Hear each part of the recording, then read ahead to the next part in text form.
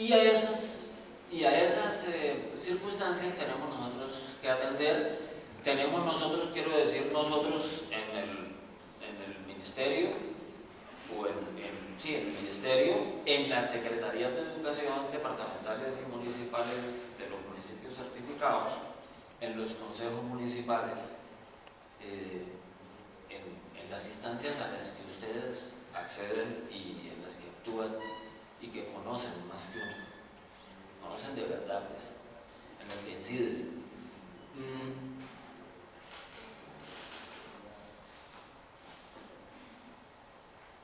En el sector educativo, nuestros interlocutores del ministerio son las secretarías de educación de los municipios certificados y de los departamentos, y no los municipios no certificados para administrar la educación.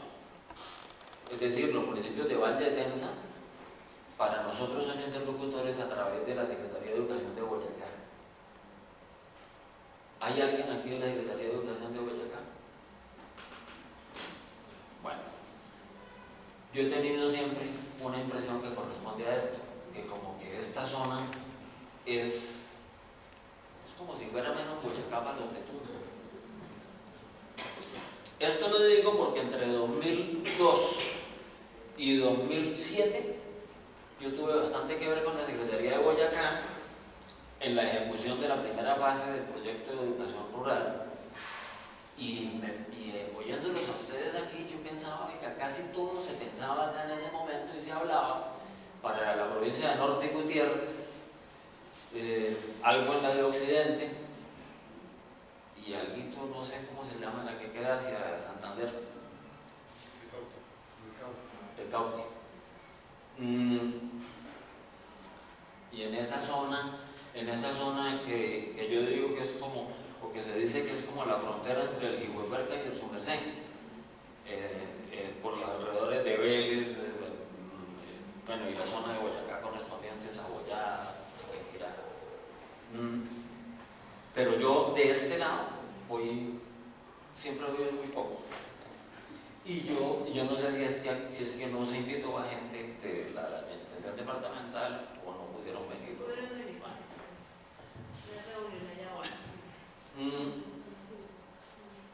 Cuando hable, yo hablo con cierta frecuencia con el doctor Juan Carlos Martínez, el secretario de Educación. Voy a contarle que estuve aquí y que dije esto. ¿Ya?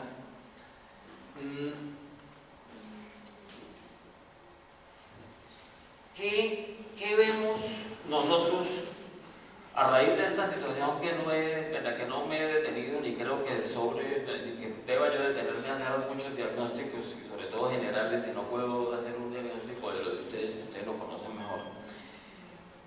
Yo veo, nosotros lo que tratamos de hacer es fundamentalmente, y lo que estamos pensando más todavía, acentuar, es flexibilizar las posibilidades de educación para la gente que vive en el campo. Eso es una alternativa. Flexibilizar no quiere decir necesariamente hacer mala educación en menos tiempo y con menos resultados y decir que es buena, ¿sí?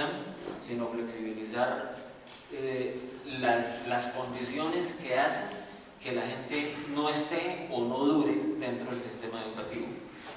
Por ejemplo, en la zona rural una característica grave es por el ingreso tardío y por el avance tan lento y los abandonos y los regresos periódicos, a veces por cosechas, por desplazamientos familiares, por distintas circunstancias, es que la gente llega a los 16 años y está empezando secundaria y ya es un adulto en su sociedad y en su familia y a veces la vida cotidiana, y sigue estando en condiciones de niño o de alguien menor en el sistema educativo. Entonces se aburre, se convierte en problemático y o el sistema lo expulsa o él se va porque además no encuentra mucha respuesta a lo que son sus intereses.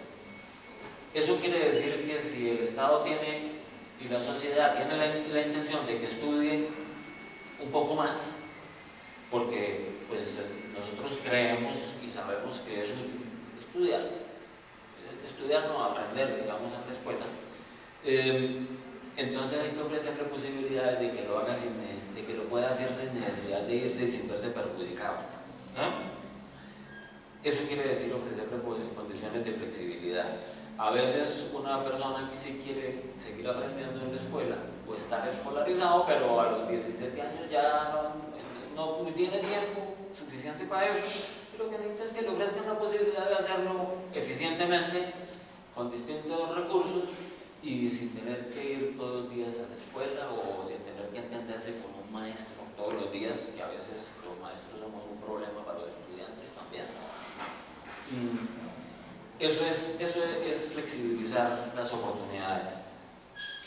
De eso se ha venido haciendo, pero nosotros creemos que nos falta más flexibilidad.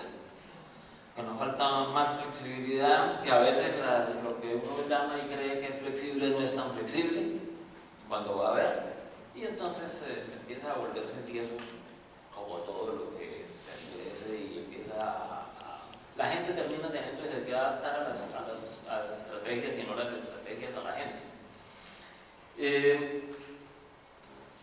Creemos que esa flexibilidad debe combinarse con jóvenes o muchachos, sobre todo de secundaria y educación media, con las posibilidades de emprendimientos productivos que les permitan ver utilidad en la escuela, aprender en términos útiles o significativos, decimos los que trabajamos en educación, y poder ligar su vida de estudiante con expectativas laborales y de ingresos. Cuando decimos esto no pensamos solo en empleo. Yo siempre discuto mucho que cuando el ministerio habla de algo que en el sector educativo se llama pertinencia, termina hablándose de que usted lo que necesita es producir lo que quiere el que da trabajo para que le dé trabajo y le pague mal. Entonces uno se convierte en el sistema en formador de trabajadores baratos, y eso a veces es la única alternativa, pero en otros casos, como posiblemente todavía mucho en esta zona, hay pequeños propietarios que son sus propios empleadores y que tienen muchas dificultades de productividad, es decir, de hacer más eficientemente lo que hacen y a lo que la educación puede contribuir, y algunas alternativas de pequeñas financiaciones como Capital Semilla. Nosotros por eso promovemos en la educación rural en muchos casos los proyectos pedagógicos productivos, no como pequeñas empresas escolares, ni como ponerle una finquita al maestro en la escuela con mano de obra barata, sino como escenarios de aprendizaje para los muchachos y escenarios en los que los muchachos puedan prever futuro en su medio o en otro, porque no se trata de formar productores específicos de un solo producto, sino de crear las condiciones para ser capaz de producir y de encontrar qué producir, identificar posibilidades de negocio, oportunidades y manejarlas en cualquier medio donde le toque vivir o donde quiera vivir. A nosotros no nos interesa que los muchachos estén en el campo. Es decir, sí nos interesa, pero no trabajamos para eso, porque sabemos que la gente decide dónde vivir por distintas razones o se lo decide. Entonces, lo importante es que el que pasa por el sector educativo reciba o adquiera ahí lo necesario para poder vivir mejor y ser productivo y un buen ciudadano donde le corresponda vivir o donde decida vivir.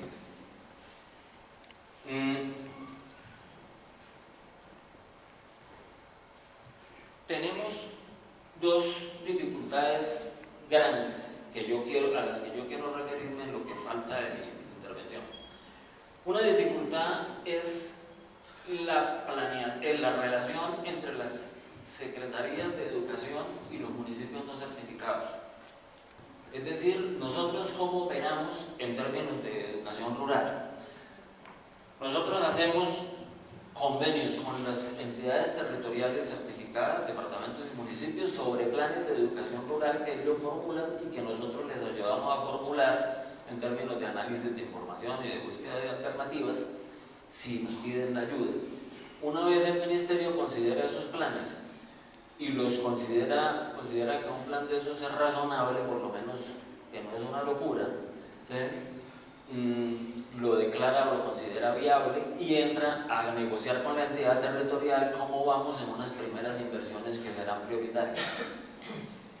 Entonces se hace un convenio, se trabaja sobre programaciones con aportes de las entidades territoriales. En este momento, por ejemplo, entre 2000 y 2007, que estuvo Boyacá participando, nosotros invertimos en alianza con las entidades territoriales 103.000 millones de pesos, de los cuales el 70% fue puesto por la nación,